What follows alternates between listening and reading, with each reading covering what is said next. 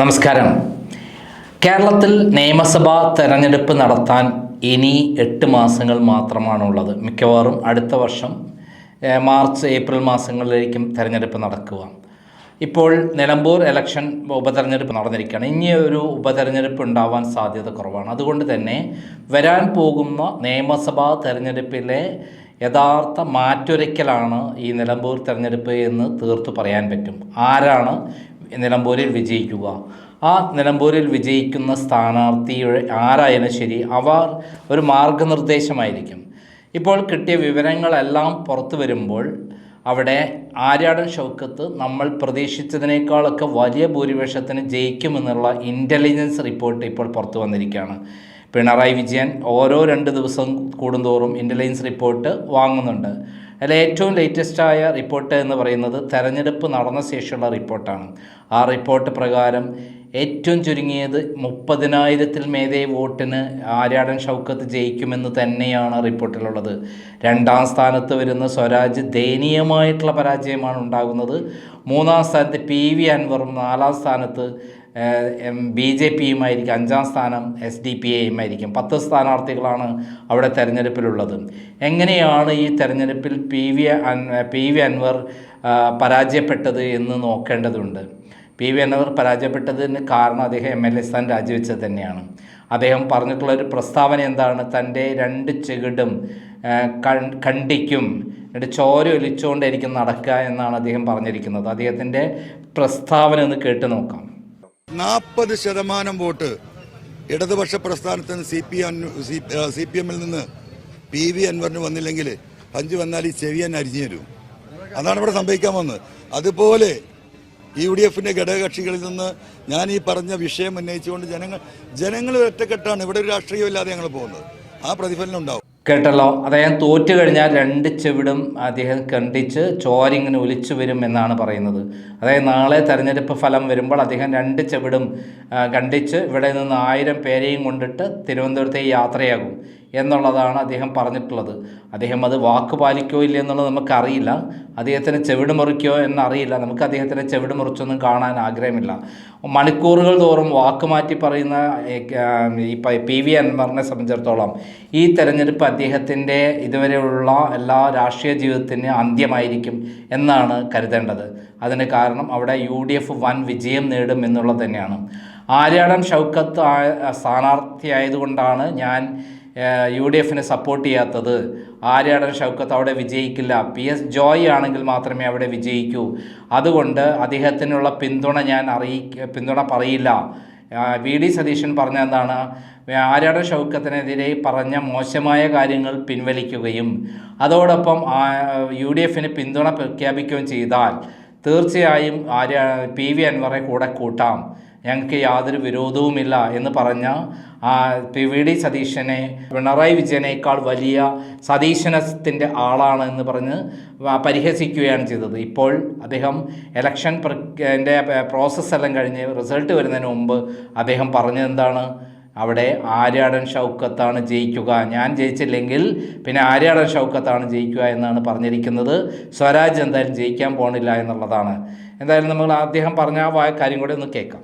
ആര്യാടൻ ഷൗക്കത്ത് എന്ന് പറഞ്ഞ വ്യക്തിക്കെതിരല്ല എൻ്റെ പോരാട്ടം. എൻ്റെ പോരാട്ടം പിണറായിക്കെതിരാണ്. അതിൽ അദ്ദേഹത്തിൻ്റെ കേപ്പബിലിറ്റിയെ കുറിച്ചാണ് ഞാൻ സംശയം ഉന്നയിച്ചത്. സ്വാഭാവികമായിട്ടും ഞാൻ ജയിച്ചില്ലെങ്കിൽ അവിടെ പരാജയപ്പെടേണ്ടത് പിണറായിസത്തിൻ്റെ 1ാമത്തെ വക്താവാണ്. അത് തെളിഞ്ഞ പിണറായി എന്ന് ഞാൻ ആദ്യം പറഞ്ഞത്. അത് സ്വരാജ് പരാജയപ്പെടണം തന്നെയാണ് ആഗ്രഹിക്കുന്നത്. കേട്ടാലോ?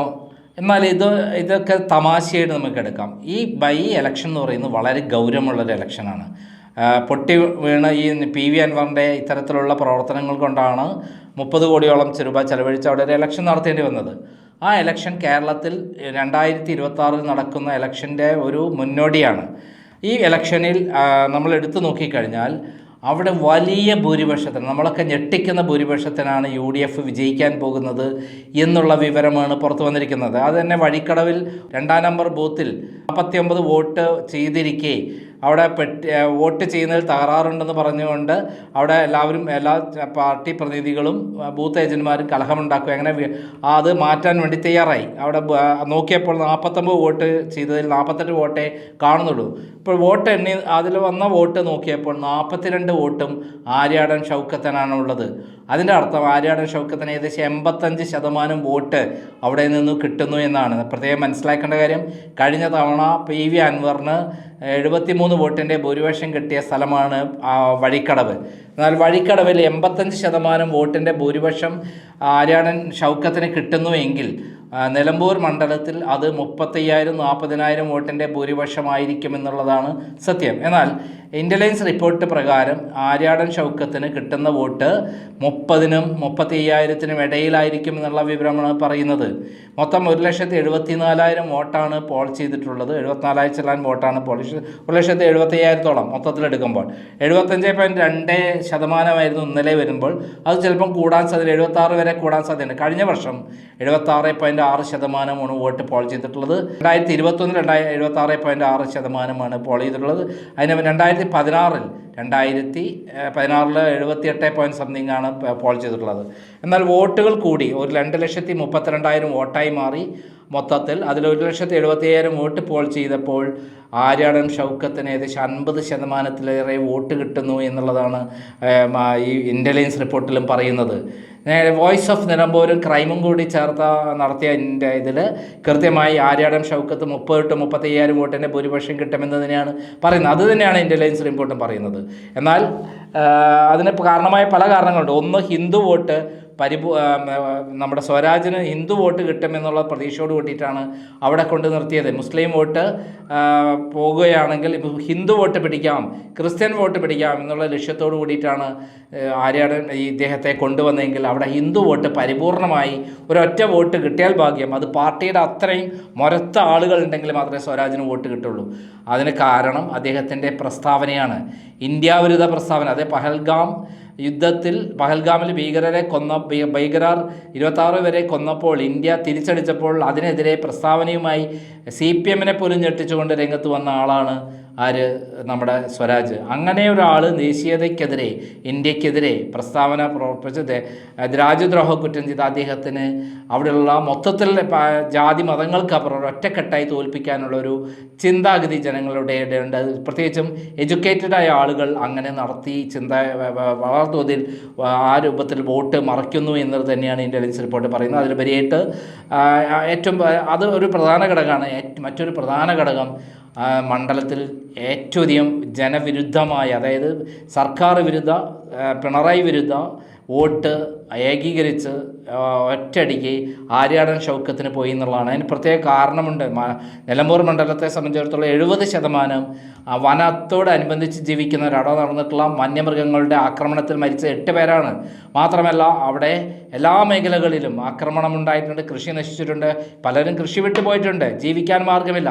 അവരെല്ലാവരും ഒറ്റക്കെട്ടാണ്. ഇത്തവണ ഒറ്റക്കെട്ടായി ആര്യാടൻ ഷൗക്കത്തിന് വോട്ട് ചെയ്യും. PV അൻവർ എന്തായാലും ജയിക്കാൻ പോലെ പോയ കോടാലിയാണ്. അതുകൊണ്ട് ആര്യാടൻ ഷൗക്കത്തിനാണ് വോട്ട് ചെയ്യാൻ തീരുമാനിച്ചിരിക്കുന്നത്. അത് ഭൂരിപക്ഷം ആളുകൾ ഒന്നിച്ച് ആര്യാടൻ ഷൗക്കത്തിന് വോട്ട് ചെയ്യാൻ പോകണു എന്നുള്ളത്. നാളെ വഴിക്കടവിലാണ് ആദ്യം വോട്ടെണ്ണൽ ആരംഭിക്കുന്നത്. ഏകദേശം 1/2 മണിക്കൂർ കൊണ്ട് അവിടുത്തെ വോട്ടിംഗ് പാറ്റേൺ അറിഞ്ഞു കഴിഞ്ഞാൽ ഏകദേശം 1/4 മണിക്കൂർ കൊണ്ട് തന്നെ നിലമ്പൂരിൻ്റെ ചിത്രം തെളിയും. വലിയ ഭൂരിപക്ഷത്തിനാണ് ആര്യാടൻ ഷൗക്കത്തിന് അവിടെ ഭൂരിപക്ഷം കിട്ടുന്നതെങ്കിൽ പിന്നെ പിന്നോട്ട് തിരിഞ്ഞു നോക്കേണ്ട ആവശ്യമില്ല. അമരമ്പലം മാത്രമാണ് ചെറുതെങ്കിലും തോതിൽ ഇടതുപക്ഷത്തിന് പ്രതീക്ഷയുള്ളത് എന്നുള്ളതാണ് സത്യം. ഇതേപോലെ തന്നെ മറ്റൊരു കാര്യമാണ് നമ്മുടെ ഈ സർക്കാർ വിരുദ്ധ ജനവിരുദ്ധ വോട്ടാണ് ഇതിൽ പെടുന്നത്. അതായത് ഈ മൃഗങ്ങളുടെ ശല്യം കാരണം ആ 70% ആളുകൾ ബുദ്ധിമുട്ടതിൻ്റെ ഭാഗമായി ആ ഭാഗത്തുള്ള ആളുകൾ ഒറ്റക്കെട്ടായി വോട്ട് ചെയ്യുന്നത് ആർക്കാണ്? ആര്യാടൻ ഷൗക്കത്തിനാന്ന് പറഞ്ഞു. അതോടൊപ്പം തന്നെയാണ് ഈ ഹിന്ദുക്കൾ ഏറ്റവും വെറുക്കപ്പെടുന്ന ഒരു നേതായി ആര് മാറി? സ്വരാജ് മാറി. അതിന് കാരണം ശബരിമല ശാസ്താവിനെ വളരെ മോശമായി അദ്ദേഹം പറഞ്ഞതുകൊണ്ടാണ്. അതോടൊപ്പം തന്നെ ശിവനെ പറ്റി പാർവതിയെയും കുറിച്ച് വളരെ മോശമായി പറഞ്ഞതുകൊണ്ടാണ് അദ്ദേഹത്തിന് മറ്റൊരു അർത്ഥത്തിൽ ഹിന്ദുക്കളെ വോട്ട് കുറയുന്നത്.